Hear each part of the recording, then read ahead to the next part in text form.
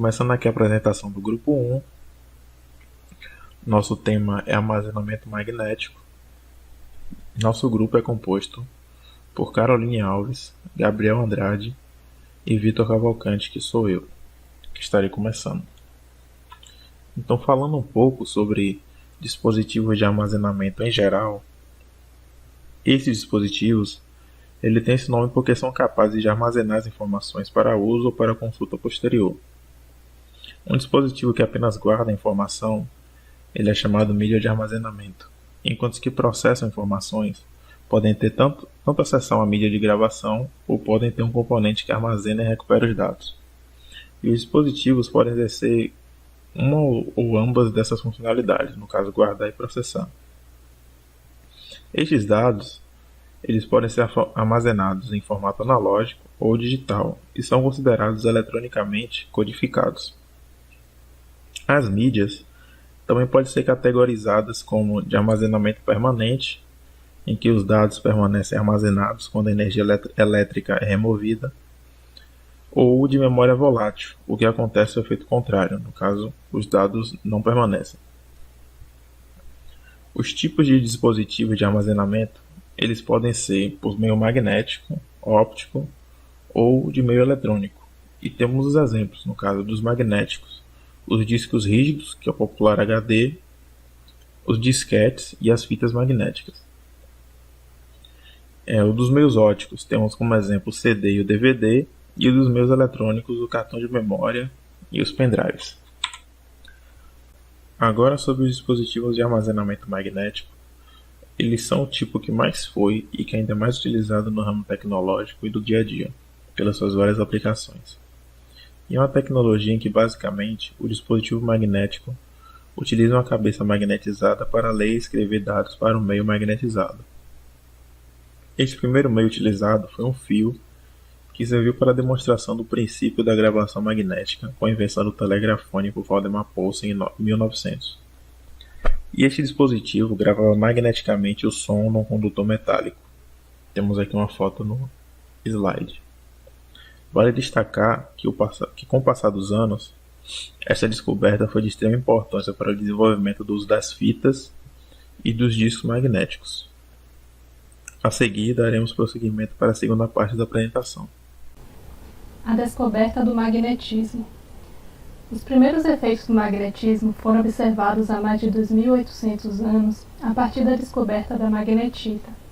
Ela foi encontrada por um pastor chamado Magni na Grécia Antiga, e quando ele observou que seu cajado sofria uma grande atração ao ser aproximado dela. O efeito do magnetismo teve várias interpretações pelos povos antigos, sendo considerado como algo mágico, como uma força misteriosa. Como, por exemplo, para o filósofo grego Tales, o magnetismo era considerado um fenômeno da alma. Outros filósofos da época acreditavam que a magnetita tinha uma propriedade de secura e que se alimentava da umidade do ferro, e por isso ela tinha a propriedade da atração.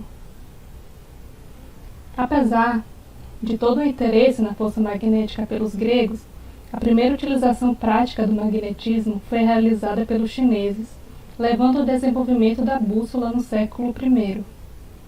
A partir do experimento de colocar uma agulha de pedra ímã na água com um pouco de graxa para impedir que ela afunde, perceberam que a agulha permanecia apontada sempre para a mesma direção. A partir desta observação, o efeito magnético começou a ser empregado como equipamento nas grandes navegações. Nessa imagem aqui temos o exemplo de uma das primeiras bússolas chinesas. Essa colher era feita de magnetita. O desenvolvimento do magnetismo como ciência. Em 1820, Oersted observou a relação eletromagnética, a partir da observação da mudança de orientação sofrida por uma bússola colocada perto de um fio transportado por corrente elétrica. A descoberta da relação elétrica com a magnética desencadeou muitos avanços nesse campo.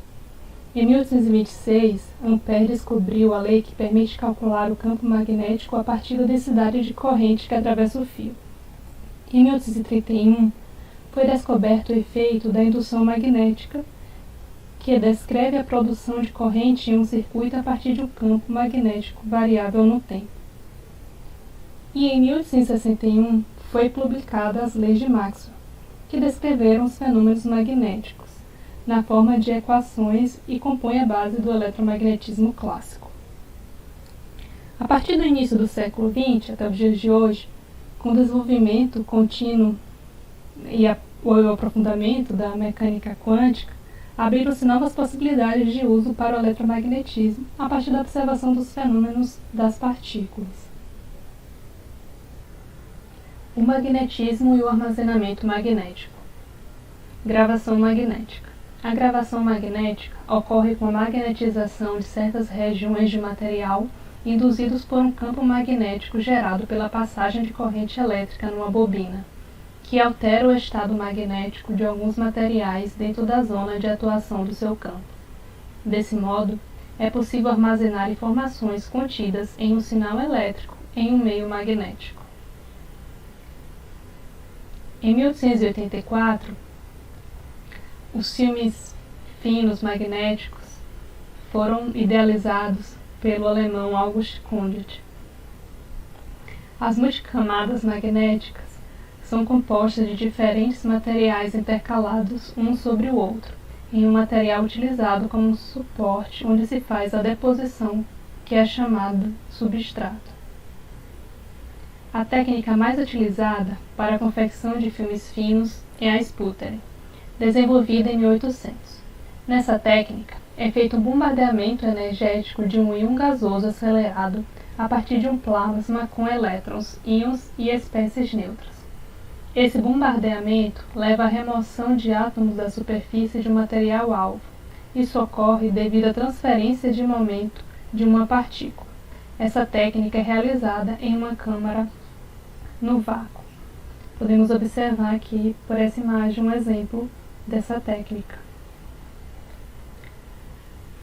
Em 1888, foi observada a magnetorresistência gigante. A magnetorresistência gigante é o fenômeno que altera a resistência de um material quando submetidos à influência de um campo magnético. Ela é a base de todas as tecnologias chamadas de spintrônica. Esse fenômeno contribuiu para o desenvolvimento dos cabeçotes magnetorresistivos, que é a base dos leitores de disco rígido dos computadores atuais.